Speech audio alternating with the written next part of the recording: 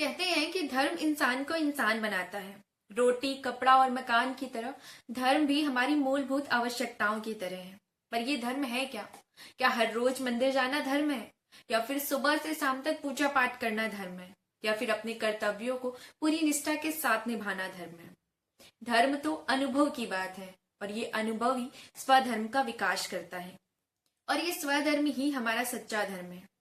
कहते हैं कि बिना धर्म के किया गया हर कार्य दूसरों के शोषण के सिवा और कुछ नहीं करता। आज मैं आपके सामने एक ऐसी ही किताब के साथ हाजिर हूँ जो आपको धर्म की परिभाषा पूजा पाठ से जोड़कर नहीं बल्कि नैतिकता से जोड़कर बताएगी। ये किताब है आशुतोष दुबे जी के द्वारा लिखी गई शिव का संकेत। नमस्ते, मेरा नाम है अंजलि और स्वागत करती हूँ आप सभी का अपने इस YouTube चैनल स्टोरी टेलर अनु में। अपने इस चैनल के माध्यम से मैं एक छोटी सी कोशिश करती हूँ कुछ इंटरेस्टिंग बुक्स और कुछ राइटर्स से आपको रूबरू कराने की। तो अगर आप भी हिंदी किताबें पढ़ने के शौकीन हैं तो जल्दी से मेरे चैनल को सब्सक्राइब कर लीजिए ताकि ऐसे ही हिंदी की किताबें आपको समय समय पर मिलती रहें। तो चलिए अब बिना देरी के शुरू करते हैं आज का वीडियो और देखते हैं कि क्या है इस किताब में।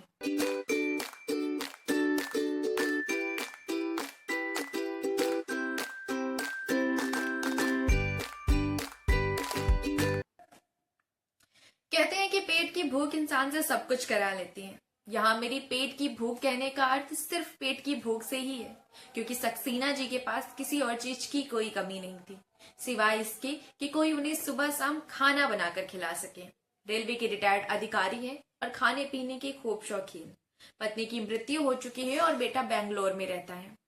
सक्सेना जी के लिए घर में बैठकर खाना बनाना बड़ा ही मुश्किल काम है, इसलिए हर रोज किसी न किसी के घर जाकर खाना खाने की ताक में रहते हैं। भोजन की इसी उम्मीद के चलते आज सक्सेना जी शर्मा जी के घर पहुंचते हैं। शर्मा जी एक रिटायर्ड जज हैं और घर में बैठे बैठे ऊब चुके हैं।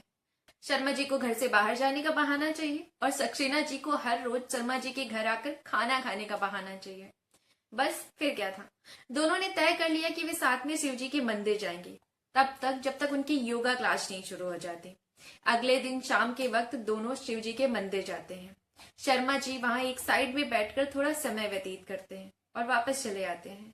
अगले ही दिन शर्मा जी की तबीयत खराब हो जाती है। उन्हें तेज बुखार होता है और बेहोशी की हालत में लेटे होते हैं। ये देखकर शर्मा जी की पत्नी थोड़ा घबरा जाती है और अपने भाई तिवारी जी को फोन करती है। तिवारी जी एक डॉक्टर हैं। वो घर आते हैं, शर्मा जी को देखते हैं और दवा देते हैं।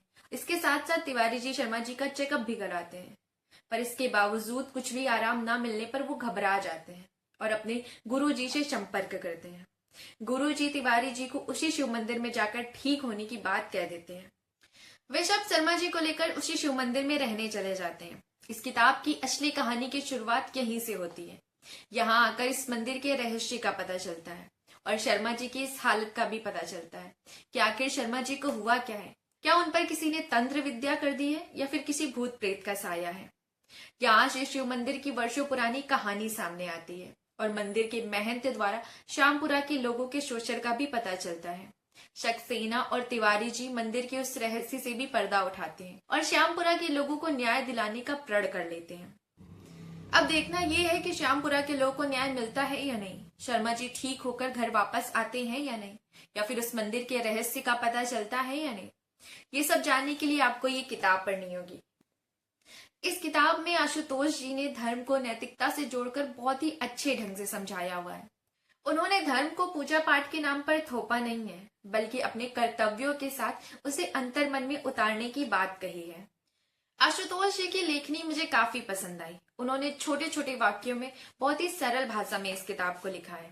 किताब का टाइटल देख के ऐसा लगता है कि ये बहुत ही धार्मिक पुस्तक होगी, जिसमें हिंदू धर्म, शिव जी या फिर देवी देवताओं के बारे में विस्तार से बताया गया होगा। पर जब आप इस किताब को पढ़ते हैं तो हमें समझ आता है कि धर्म सिर्फ पूजा पाठ के बारे में नहीं है, बल्कि अपने कर्तव्यों को पूरी निष्ठा के साथ निभाना ही हमारा असली धर्म है। इस किताब को पढ़ते हुए आप इसकी कहानी को इमेजिन करने लग जाते हैं और मंदिर के वो दृश्य आपके मस्तिष्क में उतरने लग जाते हैं और बस आप किताब को पढ़ते चले जाते हैं। ये किताब एक सामाजिक दर्पण की तरह है, जिसमें समाज की सच्चाई को दिखाया गया है कि कैसे बच्चे घर से दूर जाकर घर के प्रति अपनी जिम्मेदारियों को ही भुला देते हैं, या फिर कैसे एक आदमी अपने परिवार की सुख सुविधाओं और आगे बढ़ने की चाह में अपना ईमान तक बेच देता है। इस किताब में विस्थापन की समस्या को भी दिखाया गया है। ओवरऑल अगर हम देखें तो ये किताब आपको बहुत कुछ सिखाने वाली है, आपको बहुत कुछ समझाने वाली है। तो अगर आप एक न्यू रीडर हैं, अभी अभी पढ़ना शुरू किया है, तो मैं जरूर रिकमेंड करूंगी कि आप आशुतोष जी की इस किताब को जरूर पढ़ें। इसकी भाषा बहुत सरल है और बहुत ही सरल शब्दों में ये आपका मनोरंजन भी करती है और आपको बहुत कुछ सिखाती भी है। 165 पेजेस की ये किताब है। बीएफसी पब्लिकेशन ने इसे प्रकाशित किया है और आशुतोष दुबे जी के द्वारा ये लिखी गई है। मुझे ये किताब काफी पसंद आई और मैं चाहूंगी कि आप भी इस किताब को जरूर पढ़ें। और आपको ये किताब कैसी लगी मुझे कमेंट करके जरूर बताएं। इसका बुक रिव्यू आपको कैसा लगा मुझे कमेंट करके जरूर बताएं। तो चलिए अब आज की वीडियो में बस इतना ही। अब मिलेंगे किसी और वीडियो में किसी और बुक या नॉवेल के साथ। तब तक आप सब ऐसे ही हंसते रहिए, मुस्कुराते रहिए और बस पढ़ते रहिए। Tata, bye bye.